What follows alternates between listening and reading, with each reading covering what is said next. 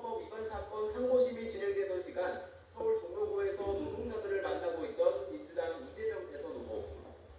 행사가 끝난 뒤 선고 소식을 전해 듣고 이렇게 입장을 밝혔습니다. 제가 생각했던 것과 전혀 다른 방향의 판결인데 일단 내용을 제도 확인해보고 입장을 내겠습니다. 이번 판결을 놓고 정치적 경쟁자들이 온갖 상상을 하겠지만 결국 중요한 것은 국민의 뜻이라고 잘라 말했습니다. 이후 자신의 SNS에 국민의 삶을 결정하는 건 정치도 사법부도 아니라며 오로지 국민만 믿고 당당하게 나아가겠다고 밝혔습니다. 민주당은 긴급회의를 잇따라 열고 대법원을 향한 비판 발언을 쏟아냈습니다. 대법원이 국민의 압도적 지지를 받는 유력 정치인에게 족쇄를 채우려 한다며 명백한 대선 개입이라고 비난했습니다. 대한민국의 진짜 주인은 사법부가 아니라 주권자 국민입니다. 대통령은 법관이 아니라 국민이 뽑습니다. 민주당은 일단 대선일인 다음 달 3일 전까지 이 후보의 판결이 확정될 수는 없다고 보고 있습니다.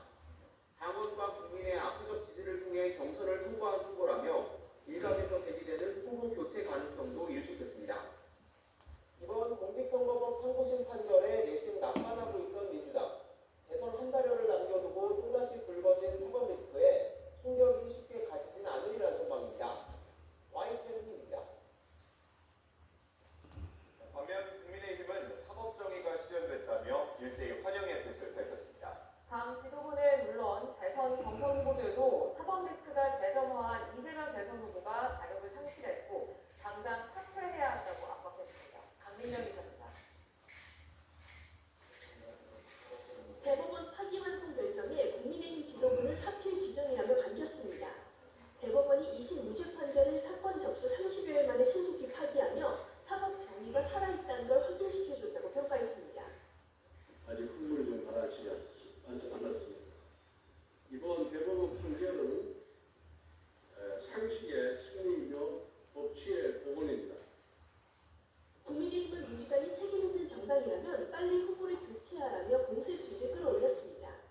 이재명 후보를 향해서도 후보직 자진 사퇴가 국민 상식이라는 압박도 빼놓지 않았습니다. 대통령 후보의 자격은 이미 상실되었습니다. 대통령 후보를 계속 고집한다면 그 자체가 국민에 대한 중대한 모욕입니다. 국민의힘 대권 주자들도 한 목소리로 이재명 후보의 즉각 사퇴를 촉구했습니다.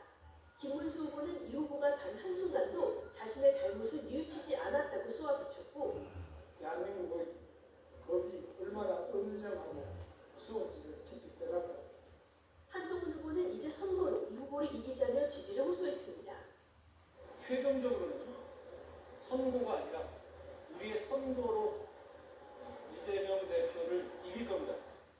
당 안팎에선 유죄 취지 파기환송 가능성을 높게 보지 않았던 만큼 향후 대선 레이스에서 수세에만 몰리진 않을 거란 관측도 조심스럽게 내놓고 있습니다. 다만 파면당한 대통령의 소속 정당으로서 그동안 중도층의 지지를 얻기가 쉽지 않았던 것도 사실입니다. 당 차원에서 추진하는 반 이재명 빅텐트가 실제 이루어질지 또 얼마만큼 유권자들에게 설득력이 있을지 아직은 미지수란 분석 역시 적지 않습니다. YTN 강민정입니다. 더불어민주당은 국회 법제사법위원회에 계류돼 있던 최상목 부총리 탄핵소추안을 본회의 표결에 붙였습니다. 한덕수 전 총리의 사퇴할까를 조치라고 설명했지만 국민의힘은 이재명 후보의 대법원 유죄 취지 판결에 분푸르식 보복을 한 것이라고 비난했습니다. 나혜인 기자가 전해드립니다. 민주당은 추가 경정 예산안 처리를 위한 본회의를 앞두고 예정에 없던 국회 법제사법위원회를 긴급 소집했습니다. 지난 3월 발의돼 법사위에 회부됐던 최상목 부총리 탄핵안을 본회의 표결에 붙이려고 의결 절차에 나선 겁니다. 다수 의석을 앞세워 본회의 상정까지 2시간 만에 밀어붙였습니다.